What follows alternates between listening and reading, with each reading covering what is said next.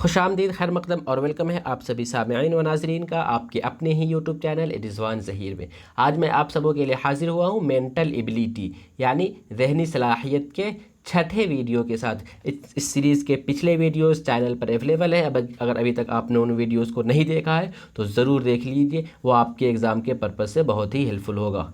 ये कुछ वीडियो आप अगर बीएड, डीएलएड या फिर एमबीए का मानों में एंट्रेंस देने वाले हैं तो आपके लिए बहुत ही मददगार है। तो चलिए हम शुरू करते हैं और जानते हैं कि आज की इस वीडियो का सबसे पहला सवाल क्या है। यहाँ हम सवाल देख रहे हैं, अगर फादर यानी FATHER को FBTIES लिखा गया हो तो SISTER को किस तरह लिखा जाएगा। तो इस तरह के जब भी क्वेश्चंस आते हैं तो हम एक का दूसरे से रिलेशन ढूंढने की कोशिश करते हैं। क्या यहाँ जो FATHER है इसका रिलेशन इससे कैसे है, तो हम यहाँ पाएंगे कि इसका जो फर्स्ट लेटर है तो फर्स्ट लेटर यहाँ भी सेम ही है, लेकिन जो सेकेंड है वो एक इससे बढ़ गया, मीन्स के पहले में A है तो यहाँ B हो गया है, लेकिन उसके बाद जो तीसरा है वो सेम है, फिर चौथा एक बढ़ गया है। तो उसी तरीके से जो SISTER सिस्टर दिया गया हुआ है तो हम भी इसमें देखेंगे कि जो पहला लेटर है वो सेम होना चाहिए। तो यह इसका स्टार्टिंग S से है। ऑप्शन में देखते हैं कि S से स्टार्टिंग किसका किसका है। A कट हो जाएगा, B कट हो जाएगा, यहाँ B है, T है, लेकिन आप C और D दोनों में SS देख रहे हैं तो इन दोनों ऑप्शंस को हम रखते हैं। फिर जो दूसरा लेटर आएगा तो दूसरा वो एक उससे नेक्स्ट आ रहा था, तो हम जानते हैं कि I के बाद क्या होता है, J आता है। इस वजह से यहाँ हम इसके बाद जो दूसरा लेटर हमें J आना चाहिए, तो आपको ऑप्शन C में J आ रहा है लेकिन D में K आ रहा है, तो ये भी कट हो जाएगा। तो अब हमारे पास कोई दूसरा ऑप्शन ही नहीं बचता है, हम इसमें टाइम वेस्ट नहीं करेंगे और बस हम आंसर C को टिक करेंगे। तो क्वेश्चन नंबर 1 का राइट आंसर होगा C, और उम्मीद करता हूँ कि आप इसके पैटर्न को भी और आंसर को भी समझ गए होंगे। नेक्स्ट क्वेश्चन देखते हैं। मुंदरजा झैल में सवालिया निशान पर आएगा, सवालिया निशान पर क्या आएगा, मीन्स के यहाँ जो एक रेशियो टाइप का जो दिया हुआ है 5 का 30 से, तो फिर 8 का उससे क्या रिलेशन बनेगा। तो इस तरह के क्वेश्चंस को हम क्या करते हैं, सबसे पहले देखने की कोशिश करते हैं कि किस तरीके का इसमें रिलेशन बन रहा है। तो हम सबसे पहला जो रिलेशन बना रहे हैं वो ये चेक कर रहे हैं कि 5 को उससे एक और ज़्यादा बढ़ के 6 से गुना कर दिया गया हुआ है, तो 5 × 6 बराबर 30। तो क्या हम 8 को 6 से गुना करेंगे तो हो जाएगा, तो 8 छक 48 होता है। तो यहाँ 48 आपके कोई ऑप्शन ही में नहीं है। अब हम दूसरा तरीका ढूंढते हैं कि दूसरा तरीका क्या है। तो हम करेंगे कि 5 का स्क्वायर कितना आता है, तो 5 का स्क्वायर 25 होता है, और उसमें फिर ये नंबर जितना ही है उतना ही ऐड कर दिया गया हुआ है। तो 5 स्क्वायर 25 प्लस 5 बराबर 30 तो बन रहा है, लेकिन क्या 8 स्क्वायर का 8 अट्ठे 64, 64 और फिर ये 8 इसमें और जोड़ देंगे तो ये 72 हो जाएगा, लेकिन हमें ऑप्शन में 72 भी नहीं दिख रहा है। तो एक और हम तीसरा लॉजिक लगाते हैं, वो ये है कि 5 का स्क्वायर हमें तो पता है कि 5 स्क्वायर बराबर 25 हो जाएगा, और इसमें फिर हम प्लस 5 ऐड कर दिए तो ये 30 हो गया। उसी तरह 8 का स्क्वायर 64 है और उसमें 5 ऐड किए, मीन्स के पहले वाले नंबर में भी हम 5 बढ़ाए और दूसरे वाले में भी हम 5 बढ़ाएंगे, तो फिर हमारे पास कितना आएगा 69 यानी 69, और आपको ऑप्शन सी में 69 दिख रहा है, इस वजह से क्वेश्चन नंबर 2 का राइट आंसर होगा सी। नेक्स्ट क्वेश्चन हम देखते हैं।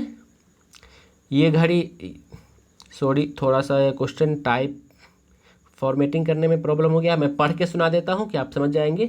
एक आदमी 2 घड़ियों को फी घड़ी 99 रुपये में फ़रोख्त करता है। एक घड़ी पर उसको 10% का फ़ायदा होता है और दूसरी पर 10% का नुकसान होता है, तो उसे कितने फ़ीसद का नफ़ा या नुकसान हुआ। मीन्स कि आप समझिए कि किसी एक शख्स ने 2 घड़ी को बेचा, फ़रोख्त किया, मीन्स के सेल किया। एक पर उसको 10% का बेनिफिट हो गया और दूसरे पर उसको 10% का घाटा हो गया। तो अब बताना है हमें कि उसे कुल नफ़ा या नुकसान हुआ। ऑप्शन अगर हम देखने की बात करें तो यहाँ ऑप्शन ए में 1% नुकसान है, 1% नफ़ा है, 10% नुकसान है, या फिर ना नफ़ा है या ना नुकसान है। तो इस तरह क्वेश्चन को हम सबसे पहले इसका मूलधन मीन्स कहते हैं, बेसिक जो प्राइस है वो हम निकालने की कोशिश करते हैं। वो किस तरह से निकालेंगे, मीन्स कि हम देख रहे हैं कि एक घड़ी को 99 रुपये में बेचा तो उसे 10% का फ़ायदा हो गया। मीन्स के जो 99 रुपये है वो क्या है, कितना है, 110% है। 110% 99 रुपये है। तो उसके को हम फार्मूले के तहत जब निकालेंगे तो हम गुना करेंगे जो कुल कीमत है उसको 999 से 110 इंटू 100। जब हम इसको 0 से 0 ये कट हो जाएगा, 11 9 99 ये कट हो जाएगा, 9 बच जाएगा, और 9 यहाँ, और 9 को 10 से गुना करेंगे तो 9 दहाई 90। मीन्स के हमारे पास एक आ गया कि जिस घड़ी पे उसको 10% का फ़ायदा हुआ था उस घड़ी की कीमत कितनी थी, 90 रुपये थी। हम यहाँ कोना में लिख देते हैं, इधर लिखते हैं। और जब जो दूसरी घड़ी है उसमें 10% का नुकसान हुआ, मीन्स के जो 99 रुपये है उस वो 10% के नुकसान के साथ है, तो हम उसको भी इसी तरीके से करेंगे।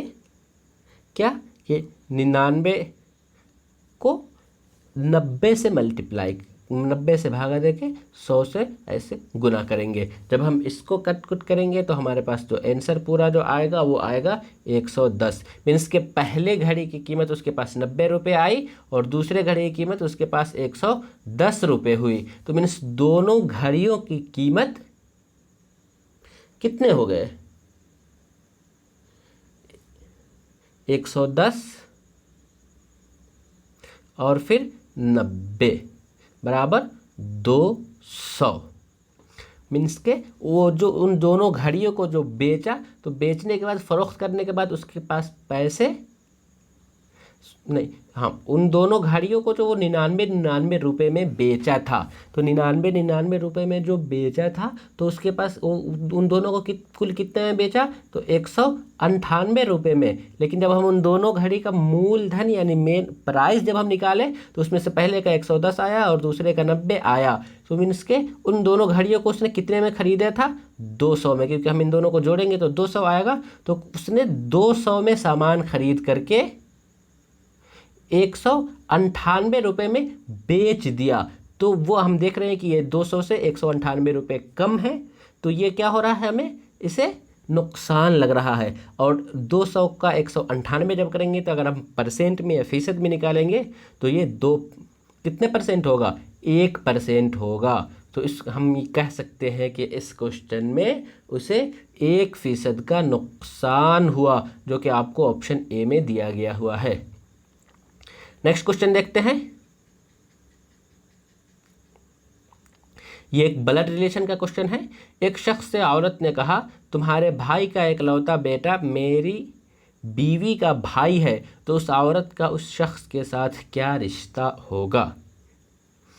हम इस तरह के रिलेशंस जब भी आते हैं तो उसको जो फॉर्मूला आता है उसके तहत फिट करते हैं कि एक शख्स ने एक औरत ने कहा तुम्हारी भाई का, किसी एक शख्स को हम उस शख्स को मान लेते हैं, यहाँ पे एक सर्किल दे दिए। औरत ने कहा, कौन, औरत, तो इसको हम लेडीज दे देते हैं, एल लिखते हैं। औरत ने कहा, लेडीज ने कहा, तुम्हारे भाई का इकलौता बेटा, तुम्हारे भाई का इकलौता बेटा मेरी बीवी का भाई है। मीन्स कि औरत इस शख्स से कह रही है तुम्हारे भाई का इकलौता बेटा, तो इसका जो है इसके भाई भी इसके बिल्कुल बराबर में ही आएगा, और उसका बेटा जब हम करेंगे तो वो नीचे आ जाएगा। तो इकलौता बेटा है तो फिर मेरी बीवी का भाई है। सॉरी, यहाँ पे ये जो हो गया, एक शख्स से औरत ने कहा, एक औरत ने एक शख्स से कहा था, असल होनी चाहिए था, मेरी बीवी का भाई है, तो उस औरत का उस शख्स के साथ क्या रिश्ता होगा। तो मेरी बीवी का, तो उसने कहा था कि बीवी का इकलौता भाई है, तो हम इसको यहाँ पर रिलेशन बना देते हैं क्योंकि भाई बहन बराबर में ही आएगा। तो उस शख्स का उसके साथ क्या रिश्ता होगा, आप इसको हल करने की कोशिश कीजिए, तो फिर आपको आंसर ए फूफी आएगा। लेकिन यहाँ ध्यान रखिए कि औरत ने शख्स से कहा था। नेक्स्ट क्वेश्चन देखते हैं, क्वेश्चन नंबर 5। मुंदरज झैल में मुख्तलिफ है, नीचे जो 4 ऑप्शन दिए गए हैं उनमें से डिफरेंट कौन है? ज़ेब्रा, शेर, चीता या फिर घोड़ा, इन चारों में कौन? आप बताइए, आपको अगर इनमें से डिफरेंस लग रहा है, किस तरीके से, किस तर्ज पे आप इनमें एक दूसरे में इम्तियाज़ कर पाते हैं? ज़ेब्रा, शेर यानी लायन, और चीता यानी टाइगर, या फिर घोड़ा। तो मैं आपको बता रहा हूँ कि इसमें जो डी होगा वो राइट आंसर होगा। और वो डी कैसे होगा? क्योंकि शेर, ज़ेब्रा और चीता ये तीनों के तीनों जंगली जानवर है, पालतू जानवर सिर्फ और सिर्फ एक घोड़ा ही है जो इंसानों के साथ रहता है। तो इस वजह से इसका राइट आंसर डी होगा, ये अलग ग्रुप है। नेक्स्ट क्वेश्चन देखते हैं, मुंदरज झैल में मुख्तलिफ है, नीचे जो 4 ऑप्शन दिए गए हैं उनमें से डिफरेंट कौन है? मुअल्लिम है, डॉक्टर है, साइंसदान या फिर इंजीनियर। मुअल्लिम, टीचर, डॉक्टर, साइंसदान यानी साइंस और इंजीनियर। तो बताइए इनमें से अलग कौन है? तो मैं बताऊंगा कि इनमें अलग ए मुअल्लिम यानी टीचर हो जाएगा। आपको इस पर कन्फ्यूज़ बिल्कुल नहीं करना है, क्योंकि ये जो तीनों ऑप्शन देख रहे हैं ये बाज़ाब्ता कहीं ना कहीं एक पेशा है, यानी डॉक्टर या फिर साइंसदान या फिर इंजीनियर। लेकिन मुअल्लिम जो है वो कोई भी हो सकता है। हम जानते हैं कि एक जो डॉक्टर होता है वो हॉस्पिटल में पढ़ने के साथ प्रैक्टिस जो करते हैं तो पढ़ाता भी है, क्लास भी लेता है। उसी तरह से एक इंजीनियर, तो जितने भी इंजीनियरिंग कॉलेज हैं उनमें जो टीचर होते हैं, मुअल्लिम होते हैं, तो उनमें से तो बहुत सारे हम कह लें कि सभी के सभी तो इंजीनियर ही होते हैं, और वो इंजीनियर के साथ टीचर भी हो रहा है। तो इस वजह से ये सब कहीं ना कहीं एक अलग ग्रुप से कर रहा है, और मुअल्लिम का कोई एक ख़ास ग्रुप नहीं बन रहा है। मुअल्लिम एक डॉक्टर की शक्ल में भी हो जा रहा है, मुअल्लिम एक साइंसदान की शक्ल में भी, और इंजीनियर के भी शक्ल में। इस वजह से ए इसमें से अलग है, तो ए राइट आंसर होगा। क्वेश्चन नंबर 7 हम लेते हैं, मुंदरज झैल में मुख्तलिफ की निशानदही कीजिए। यहाँ जो ऑप्शन दिए गए हैं इनमें से डिफरेंट कौन है? एक ग्रुप बनाया गया हुआ है, मीन्स कि एक का ताल्लुक दूसरे से बताया गया हुआ है। इनमें से कौन ऐसा है जिसका ताल्लुक सही नहीं है, दुरुस्त नहीं है, गलत? बोतल का दूध से, कप का चाय से, गेंद का बल्ला से, और दवात का स्याही से। दवात कहते हैं इंक पॉट को, और स्याही कहेंगे इंक को। तो इस क्वेश्चन में हम देख रहे हैं कि इसका राइट आंसर सी होगा, गेंद और बल्ला। क्यों? क्योंकि जो हम एक जो फर्स्ट लेटर दिए गए उसके बाद जो सेकेंड, तो सेकेंड वाली चीज़ है वो पहली चीज़ में शामिल हो जा रही है, उसमें समा जा रही है। जैसे हम दूध को बोतल में भर सकते हैं, बोतल में पैक कर सकते हैं। उसी तरह से चाय को हम कप में अंदर डाल सकते हैं। उसी तरह जो स्याही यानी इंक है उसको हम दवात में, इंक पॉट में डाल सकते हैं। लेकिन क्या है, पॉसिबल है कि हम बल्ला को गेंद के अंदर डाल दें? जी नहीं। तो इस वजह से इसका राइट आंसर होगा सी। क्वेश्चन नंबर 8 देखते हैं, सिलसिला को मुकम्मल कीजिए। ये जो सीरीज़ दिया गया हुआ है इस सीरीज़ को हमें नेक्स्ट बताना है। 7, 11, 19, 35 के बाद क्या आएगा? 69 आएगा, 57 आएगा, 67 आएगा या फिर 37 आएगा? बताइए क्या आएगा?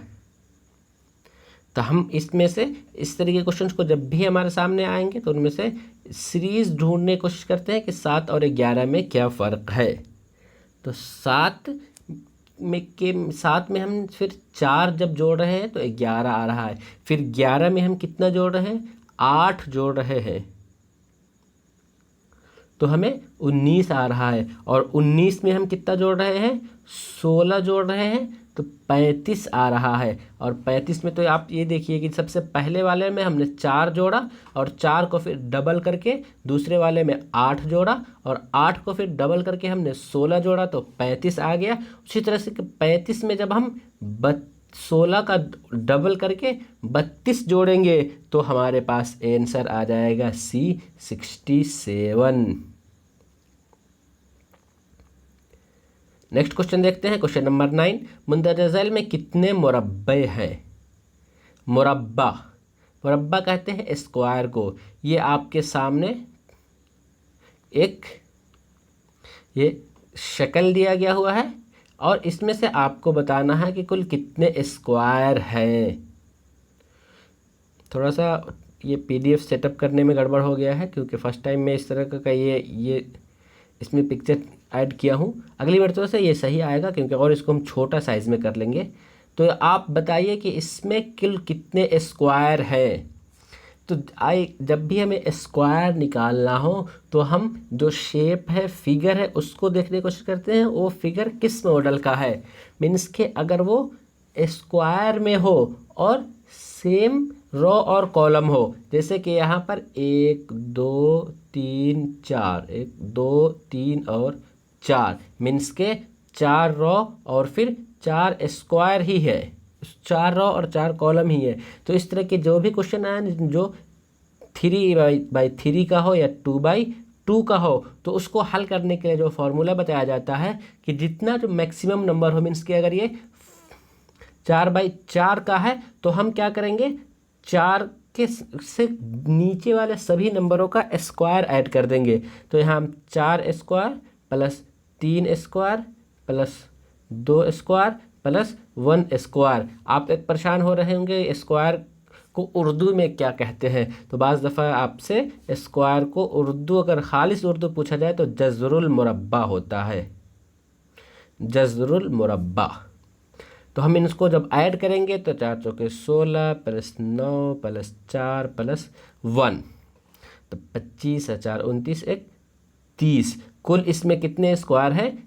30 है। तो आपको किस ऑप्शन में दिख रहा है? तो क्वेश्चन नंबर डी में आंसर दिखेगा 30। राइट आंसर डी होगा। तो समझ गए होंगे कि जब भी अगर सेम रो और कॉलम में हो तो उससे नीचे के सभी नंबर को हम स्क्वायर ऐड कर देते हैं। मीन्स कि अगर यही क्वेश्चन आपसे ये फिगर देके सिर्फ पूछ लिया जाता है, इतना ये जो फिगर है इसमें कितने स्क्वायर है, तो आप इसमें से क्या करते हैं, ये 3x3 का है तो हम 3 square plus 2 square plus 1 square बराबर 9 प्लस 4 13 प्लस 1 14। कुल इसके आंसर आ जाते 14। नेक्स्ट क्वेश्चन देखते हैं जो कि इस वीडियो का लास्ट क्वेश्चन है। मुंदरजा झैल शक्ल सही नुमाइंदगी करता है किसकी? यहाँ आपके पास 3 चीज़ें दी हुई, ईमानदारी, दानिशमंदी और फिर काबिलियत। ईमानदारी कहते हैं ऑनेस्टी को, दानिशमंदी कहते हैं विजडम को और काबिलियत कहते हैं आपकी सलाहियत को, एबिलिटी को। तो ऐसा कौन सा नीचे जो आपको फिगर है, नक्शा है, जो उसको सही सही बयान कर रहा है। तो यहाँ एक और चीज़ देख लीजिए, यहाँ पे किसी शख्स, किसी इंसान की बात, आदमी की बात नहीं की गई है। तो इस वजह से ये कॉमन सी बात है और ये तब हम जब कॉमन होगी तो फिर इसमें हम किसी तरीके का कोई रिलेशन नहीं ढूंढेंगे, किसी तरीके के कोई रिलेशन एक दूसरे से नहीं बनना है। ये तीनों बिल्कुल ही अलग से अलग चीज़ है। तो इस वजह से डी आंसर हो जाएगा। एक ईमानदारी है, एक दानिशमंदी है और दूसरा काबिलियत है। और ये किसी भी शोबा में हो सकता है। अगर हम यहाँ कोई एक ख़ास शोबा या इंसानों की ही सिर्फ बात कर देते तब फिर हमारा आंसर बदल सकता था, लेकिन ये कॉमन है, इस वजह से ये एक दूसरे में बिल्कुल अलग चीज़ है, इस वजह से ये इसका आंसर डी होगा, एक दूसरे से बिल्कुल अलग। तो चलिए 10 क्वेश्चन यहीं पर समाप्त हुए। उम्मीद करता हूँ कि आपको ये वीडियो पसंद आया हो और आप अगर मानो का क्वेश्चन बैंक हासिल करना चाहते हैं जो कि लास्ट 5 ईयर का आंसर के साथ तैयार किया गया हुआ है, तो आज ही आप हमसे कांटेक्ट कीजिए 8804447155 पर। मिलते हैं फिर आप सबों से अगली वीडियो में। तब तक के आज हमें दीजिए इजाज़त और अपनी तैयारी को जारी रखिए। शुक्रिया, अल्लाह हाफिज़।